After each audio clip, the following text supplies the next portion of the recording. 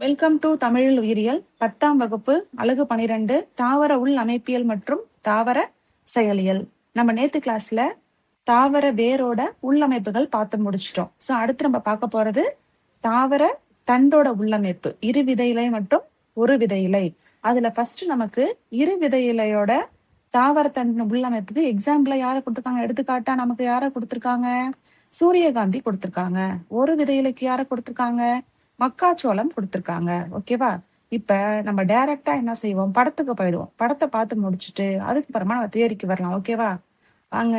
இரு விதை இலை தாவரத்தண்டின் குறுக்கு வெட்டு தோற்றம் பாருங்க.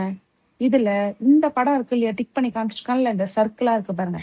இந்த படம் தான் நுண்ணோக்கியில பார்க்கும்போது தண்டோட வடிவங்கள் இப்படி தெரியும்.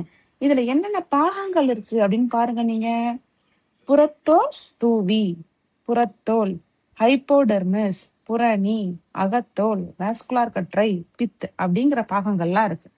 புறத்தோல் தூவிகள் அப்படின்னா என்ன அர்த்தம்னா, இப்ப நமக்கு வேப்ப மரம், ஆலமரத்துலாம் மரப்பட்டைகள் ஒரு மாதிரி கருப்பா டார்க்கா பட்டையா உரியும். ஆனா ஒரு சில தாவரத்தண்டு, எக்ஸாம்பிளுக்கு பூசணி கொடி, பரங்கி கொடி, தக்காளி செடி, இதெல்லாம் பாத்தீங்கன்னா அந்த தண்டுக்கு மேல மொசன்னு ஒரு முடி மாதிரி இருக்கும். பாத்திருக்கீங்களா? சரி, தெரியலன்னா பாருங்க. இப்ப நான் உங்களுக்கு ஒரு படம் ஒன்று ஷேர் பண்றேன். அந்த தண்டை பாருங்க.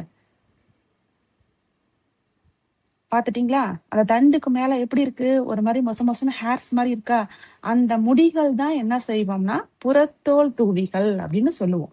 அது எல்லா தண்டுலயும் இருக்குன்னா இருக்காது. ஏதோ ஒரு சில தாவர தண்டுல மட்டும் அந்த புறத்தோல் தூவிகள் இருக்கும்.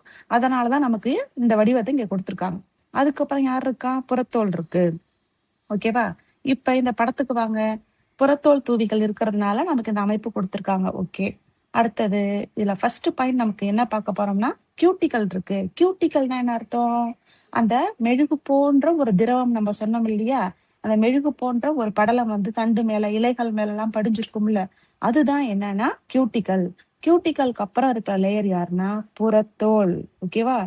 புறத்தோலுங்கிறது எப்பவுமே எங்க இருக்கக்கூடிய லேயரு, வெளியில இருக்கக்கூடியது. தாவர தண்டுக்கு வெளில இருக்க லேயர் தான் யாரு, புறத்தோல். இந்த புறத்தோலோட வேலை என்ன, எப்போதுமே பாதுகாத்தல் பணியை தான் புறத்தோல் செய்யும். உங்களுக்கு புரியுதா? பாதுகாத்தல் பணியை யார் செய்வா, புறத்தோல் செய்யும். புறத்தோலுக்கு கீழே ஒரு 3 திசுக்கள் கொடுத்திருக்காங்க. கோலன் கைமா, குளோரன் கைமா, பேரன் கைமா. அதாவது இந்த 3 அடுக்கும் தான் நம்ம என்ன சொல்வோம்னா புறணி. போன இதுல நம்ம வேர்கள்ல படிச்சோம், ஞாபகம் இருக்கா? முட்டையா அது இருக்கு பாருங்க, இந்த மாதிரி பார்த்திருப்போம் நம்ம. ஆனா இது தண்டுங்கிறதுனால புறணி எத்தனை அடுக்கா ஆயிருக்கு, கோலன் கைமா, குளோரன் கைமா, பேரன் கைமான்னு இத்தனை அடுக்கு திசுக்களால ஆயிருக்கு. ஓகேவா? இதுல இந்த கோலன் கைமா அப்படின்னு சொல்றோம் இல்லையா, இதோட வேலை என்னன்னா அந்த தண்டுக்கு உறுதித்தன்மை அளிக்கும். ஸ்ட்ராங்கா தண்டு நேரா நிமிந்து ஹார்டா நிக்குது இல்லையா, அதுக்கு அது உதவி செய்யும். குளோரன் கைமான்னு கொடுத்துருக்காங்க இல்லையா, அது அங்க என்ன கலராவே இருக்கு, கிரீன் கலரா இருக்கு, பச்சையா இருக்கு. அப்ப அது பச்சையா இருந்தா அதோட வேலை அங்க என்னது, ஒளிச்சேர்க்கை செய்யறதுதான் அதோட வேலை. அடுத்தது பேரன் கைமா.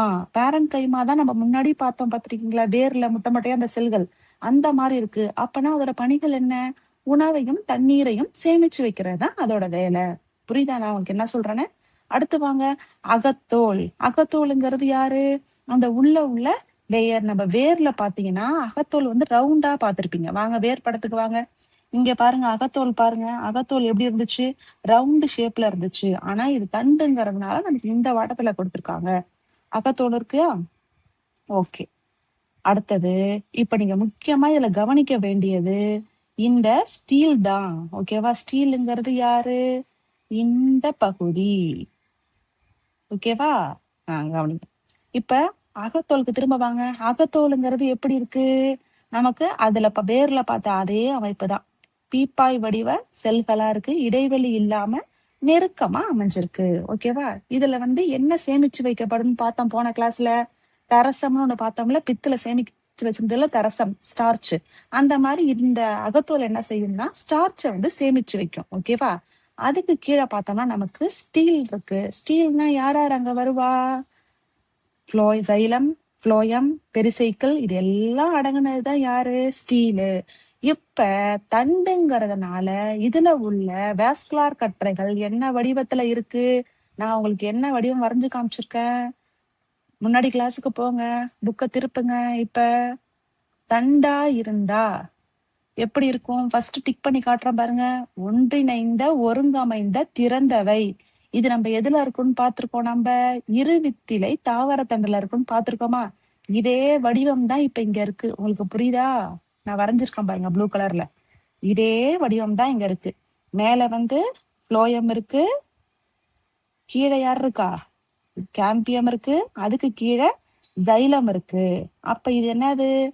திறந்த வாஸ்குலார் கற்றை. சொல்றது புரியுதா உங்களுக்கு? அதே மாதிரி ஃப்ளோயம், கேம்பியம்ங்கிற ஒரு கதவு, அதுக்கு கீழே ஜைலம்.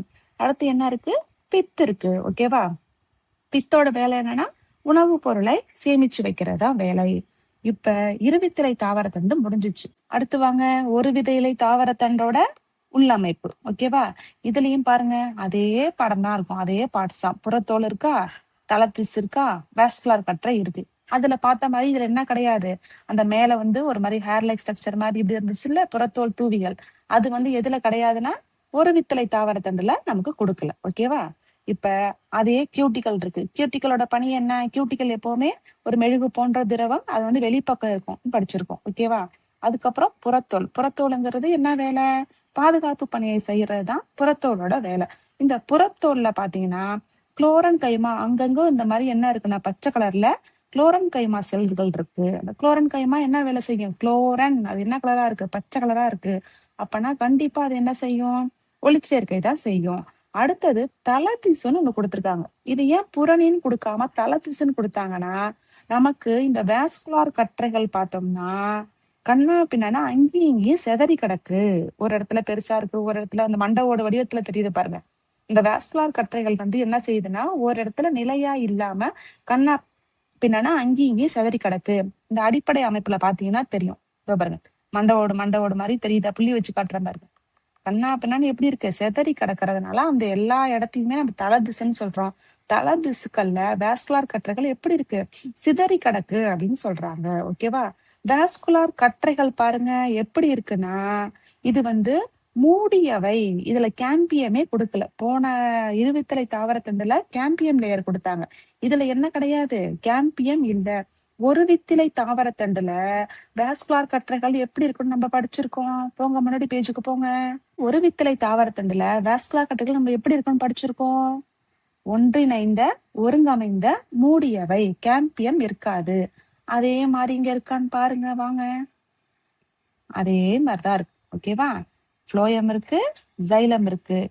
இது ஏன் மிஸ் மண்டவோடு மாதிரி இருக்கு? இது ஏன் ஜைலம்லாம் இப்படி கண்ணு இப்படி இருக்குன்னா இதுல வந்து புரோட்டோசைலம் அப்படின்னு ஒண்ணு சொல்லுவோம். அப்படின்னா முன்னாடியே தோணுன ஜைலம் வந்து என்ன பண்ணாதுன்னா அழிஞ்சு போகாம அப்படியே ஒரு இடத்துல போயிட்டு இடைவெளியா வந்துடும். அதுதான் புரோட்டோசைல இடைவெளி அப்படின்னு சொல்லுவோம். முன்னாடியே தோன்றி அந்த இடம் முதிர்ந்து போனதுனால அந்த இடத்துல ஒரு எம்டி பிளேஸ் மாதிரி ஆயிடும். ஓகேவா? அதனாலதான் வந்து வாஸ்குலார் கற்றைகள் வந்து என்ன வடிவத்துல தெரியுதுன்னா மண்டையோட வடிவம்னு சொல்லலாம். இல்லைன்னா ஒய் ஷேப்ல இருக்குன்னு சொல்லலாம். ஏன் ஒய் ஷேப் இங்க பாருங்க வரைஞ்சு காட்டுறேன் பாருங்க. இது இருக்கா? ஒய் ஷேப்ல இருக்கா? சோ அதனால அப்படி சொல்றோம். இப்ப ஃப்ளோயம் மேல இருக்கு, கீழே யார் இருக்கா? ஜைலம் இருக்கு. ஓகேங்களா? இவ்வளவுதான் இது ரெண்டுத்துக்கும் உள்ள டிஃபரன்சஸ்.